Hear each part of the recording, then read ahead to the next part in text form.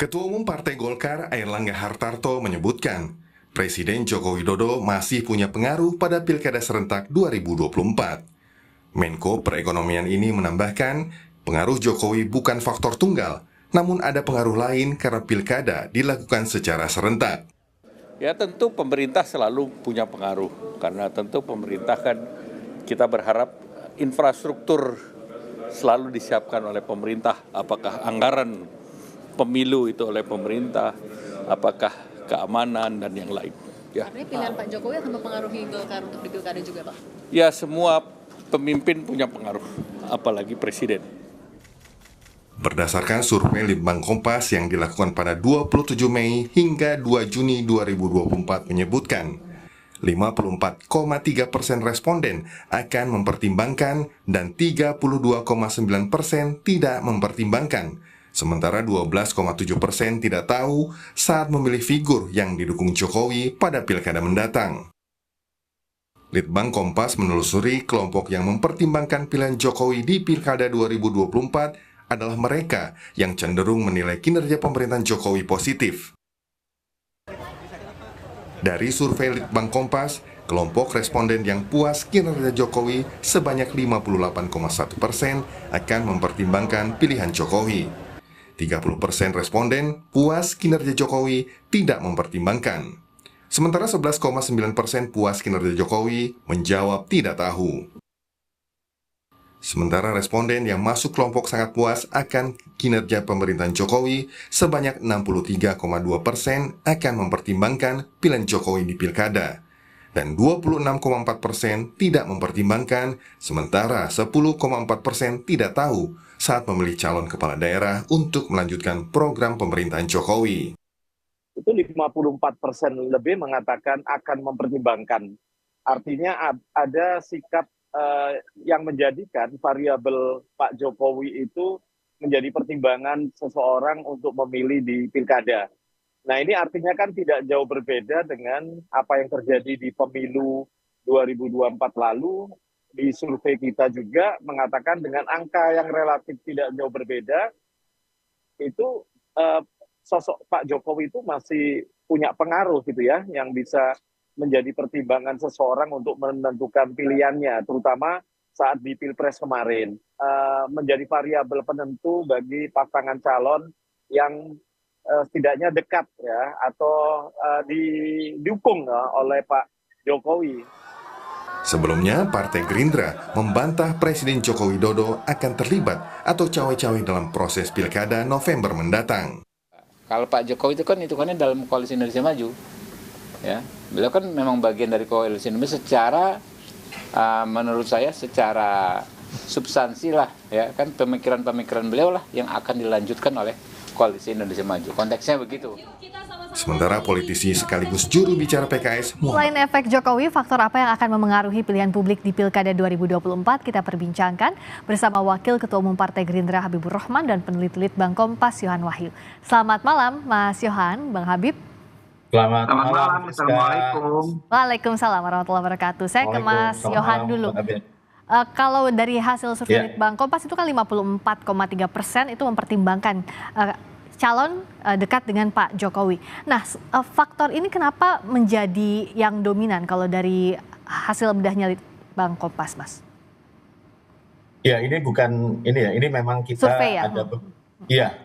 Ini hasil survei kita Juni 2024 ini memang ada beberapa pertanyaan yang kita uji ke responden ya, sejauh mana pengaruh Pak Jokowi ini menjadi pertimbangan mereka dalam menentukan pasangan calon atau memilih di pilkada nanti. Jadi kelihatan memang faktor Jokowi itu relatif masih terjaga ya. Hal yang sama juga pernah terjadi di pemilu 2024 kemarin.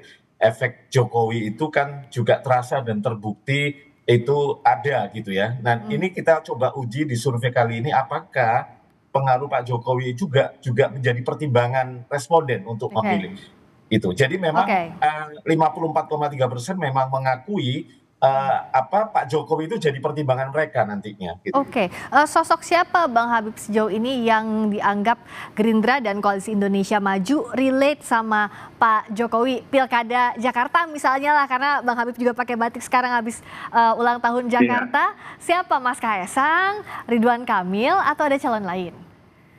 Ya, tentu terlalu dini bagi kita ya untuk membaca petanya siapa sosok yang didukung atau di endorse ya oleh Pak Jokowi, karena belum ada satu partai pun yang menemukan rekan koalisinya.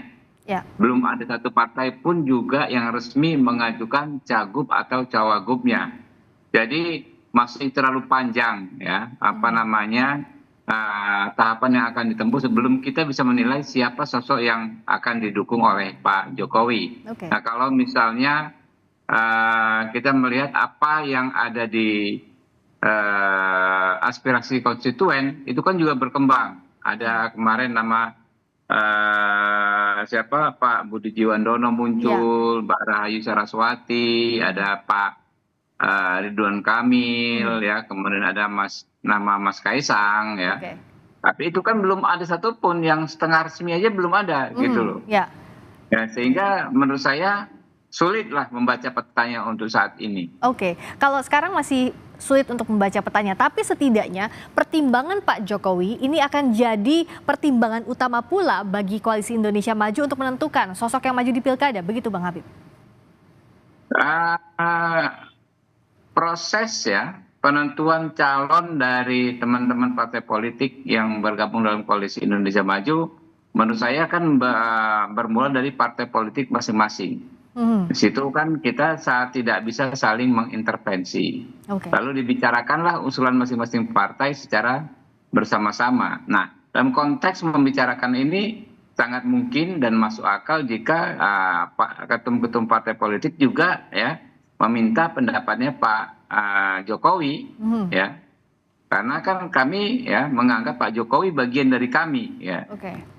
Wajar sekali kalau para ketua umum partai politik akan menanyakan, ya, akan meminta Pak Jokowi untuk ikut berpendapat, ya, terkait pilgub di berbagai kota termasuk Jakarta. Oke, nah kalau Mas Yohan, kita lihat yang saat ini ditampilkan kan bagaimana selain mempertimbangkan kedekatan dengan Pak Jokowi, tapi juga ada PDIP di situ yang jadi pertanyaan ke responden. Itu apa pertimbangannya dan bagaimana membacanya?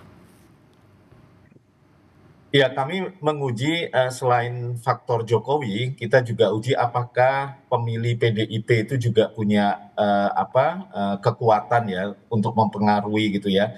Jadi memang kelihatan dari responden yang menjadikan pilihan PDIP itu menjadi pertimbangan mereka untuk memilih, itu 58,5% dari kelompok responden yang mempertimbangkan pilihan PDIP itu juga mempertimbangkan arah pilihan Pak Jokowi. Jadi memang ada irisan gitu ya. Ya, irisan konstituen begitu. Ya, Friska, antara pemilih PDIP, konstituen antara pemilih PDIP dan pemilih Pak Jokowi. Jadi jika memang kedua faktor ini bertemu gitu ya, itu akan menjadi satu kekuatan gitu ya. Tapi jangan lupa sebenarnya kalau kita lihat rata-rata yang tidak mempertimbangkan Pak Jokowi menjadi pilihan mereka di pilkada ini kan rata-rata sekitar sepertiga bagian responden ya. Jadi itu faktor pertama yang akan menjadi ujian apakah pengaruh Pak Jokowi ini akan signifikan pada saat pilkada nanti.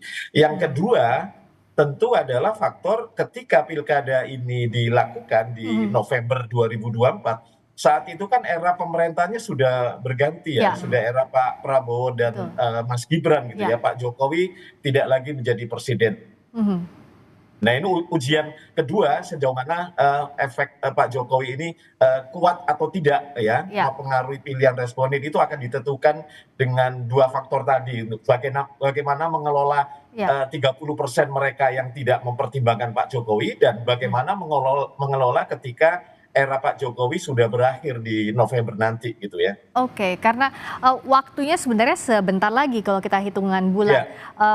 Bang Habib, terakhir bagaimana sejauh ini komunikasi antara Pak Prabowo dengan Pak Jokowi bicara soal pilkada?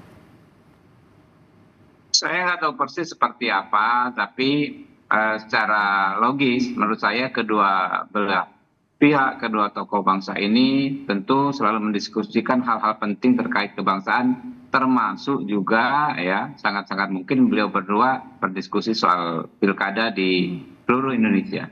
Oke, kita akan nantikan apakah Ya. efek Jokowi masih kuat di pilkada nanti. Terima kasih Bang Habibur Rahman, Wakil Ketua Umum Partai Gerindra. Terima kasih Mas Yohan Wahyu, peneliti Litbang Kompas. Selamat malam.